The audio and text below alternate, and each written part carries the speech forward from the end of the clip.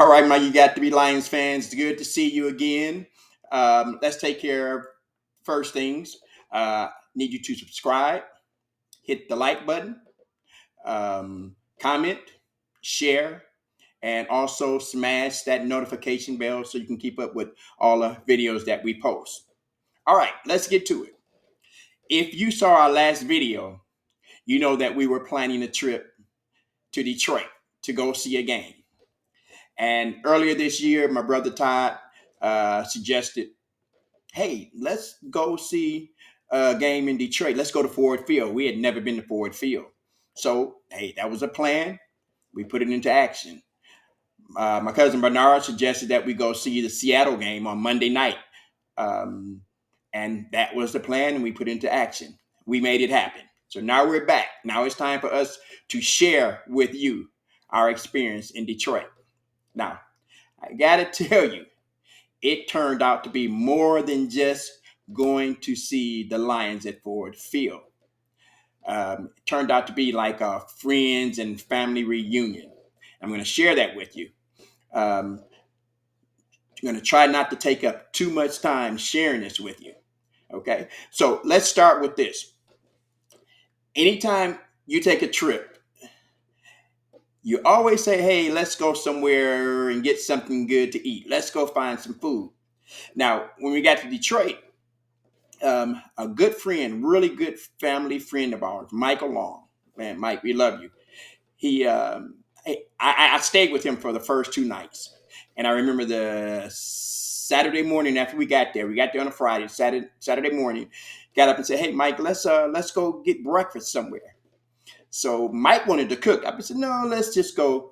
Let's go grab breakfast. Of course, we were thinking about the normal places, Denny's, IHOPs, places like that. So Mike called his neighbor across the street, and he said, hey, man, no.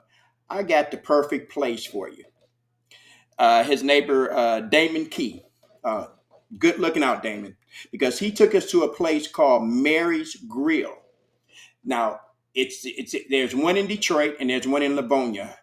They're both on Plymouth Road, just a few miles away from each other. Now, we chose to go to the one in Livonia, and it's a really nice family restaurant. We went there, we had breakfast. It was excellent. The food was great. The staff was just phenomenal. When you walk in, they made you feel welcome. The waitress was just on point. And here's the thing. At some point, you didn't know who your waitress was. That's because the whole staff made sure that you were okay. They helped out. And it was a really nice experience. And Damien, it was so nice we did it twice. The day of the game on Monday, we went and got Michael Long, me, Todd, and Bernard, and we said, hey, we're going to take him for breakfast just to show our appreciation. And he suggested we go back to Mary's Grill. Again, we went to the Mary's Grill just on Livonia. Now, I'm going to share that with you. Again, I'm going to try to keep this short and sweet. Don't want to take too much of your time. I'll explain a little why a little later on. But take a look at this. Mary's Grill, 28750 Plymouth Road, Livonia, Michigan, 48150.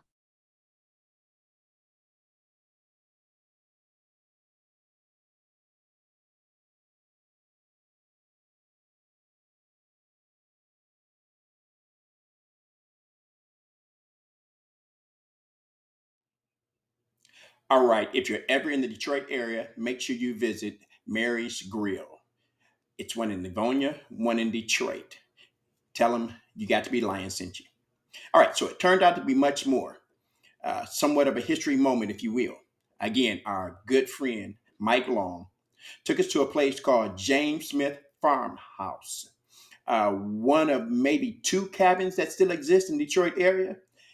Believe it was built maybe 1826, somewhere about that time. But take a look. James Smith Farmhouse, 2015 Clements in Detroit. This is one of the most unusual and seemingly misleading historical sites that you will find in Detroit. When you first see it, you may think that you misread your map. James Smith established a farm in this area and built a small 1½ story log cabin, perhaps as early as 1830, and certainly no later than 1850. His log cabin is what you see, but you probably will not recognize it, even if you walk close to it. At first glance, it looks like an inexpensive post-World War II infill house built much too close to the neighboring buildings. This is because the original log cabin was greatly altered over the decades. No traces of the logs are visible. A bay was removed and a rather mediocre porch was added. The logs were covered in the aluminum siding that you see. If you look closely at this home, you may see one indication of its age. The chimney looks as though it was constructed casually, using homemade bricks by someone who did not consult any expert and who certainly did not worry about Detroit's inspectors. Shortly after the Civil War, modern bricks came into style. This is, I believe, one of 2 log cabins still standing in Detroit. Good afternoon. My name is Kevin, and you are in the Log Cabin James Smith Farmhouse at 2015 Clements. And it's also been converted into a sandwich shop. As you can see, it says that sandwich shop. I'm going to give you a brief history on the house. Now, the house was built in between 1820 and 1850. They want to say around 1826. Like, my landlords, they renovated it, of course, because of the weather tear and all that. But most of the stuff is still original, like the logs and, the right here you got the wall right here made of wood, horsehair, and clay. There's no brick in there. And, like, this was all farmland. There was no houses around, nowhere around here. This was all farmland, as you can see in this picture. This was all farmland. Here's a lady sitting right here. They had to knock this half of the house off when they started building houses in the 1930s. So they knocked this off. I live next door, so they started building the houses next door.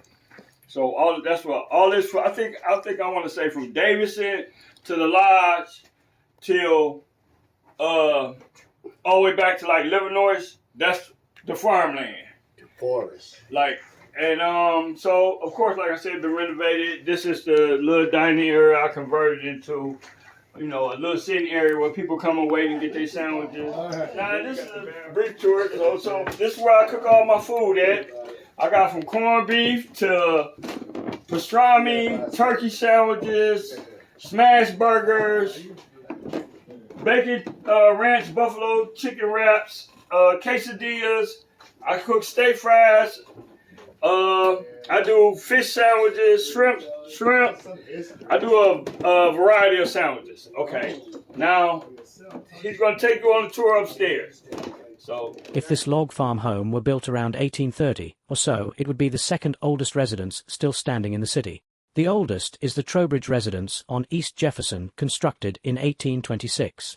Legal documents report that James Smith bought this plot of land, which was then well beyond city limits, in 1829 in Greenfield Township. He farmed the area and raised cows. Apparently, he won a prize for his high-quality butter at the 1854 Michigan State Fair. Apparently, his heirs sold the land to developers, but, for some reason, the log cabin you see here was not torn down. In 1916, the city of Detroit annexed this area. Apparently, the owner of the home in the 1960s requested an historic designation, and it was granted some years later.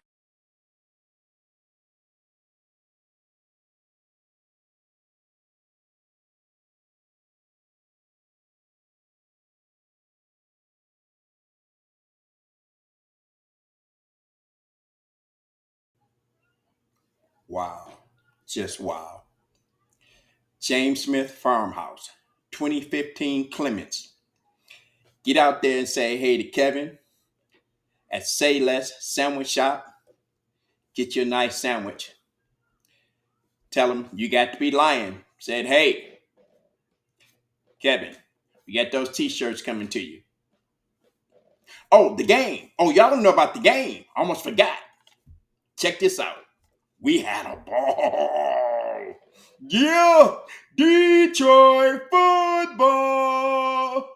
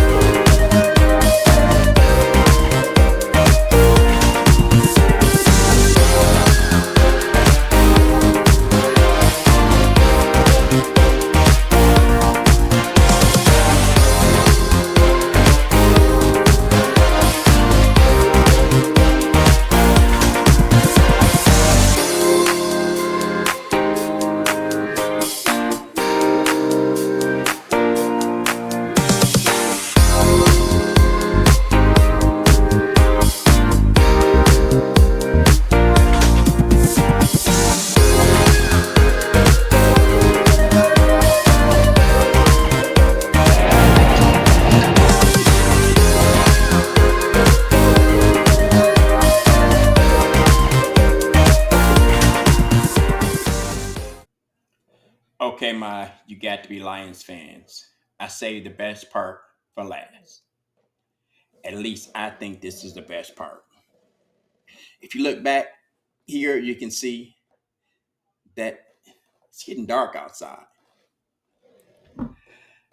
Through this video, I've gone through a glass of Pinot Grigio.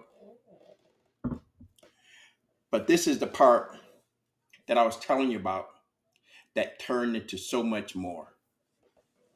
We originally thought we were going just to see a game at Ford Field in Detroit, but it turned out to be a family and friend reunion. Look, my You Got to Be Lion fans. Life goes on. Everybody moves on. Life happens.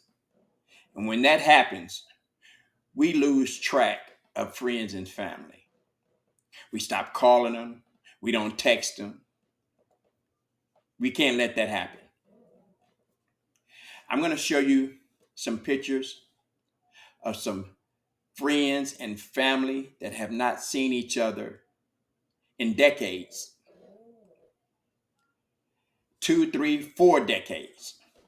Even though some of them live within 10 miles of each other.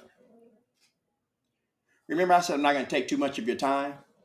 So let me kind of cut this off right now, because I'm going to let you use the rest of your time after you see these videos to get in touch with some of your loved ones. If there's someone that you just can't quite get along with, hey, call somebody else.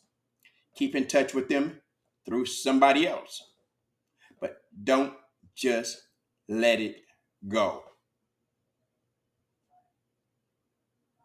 I love you, my You Got to Be Lions fans.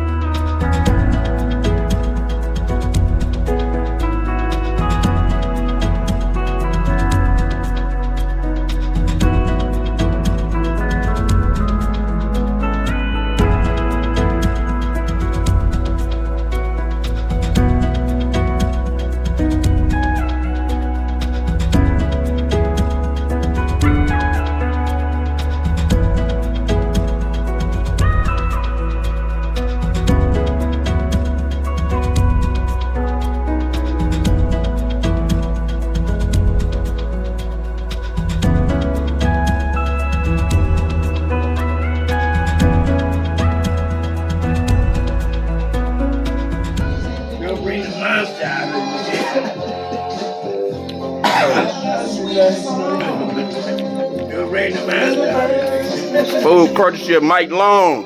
Yeah. What's up, fellas? What's going on? HB in the house. What's up? HB in the house. Strong. Welcome, You Got to Be Lion. Football. Yeah. You got to be lying. You got to be lying.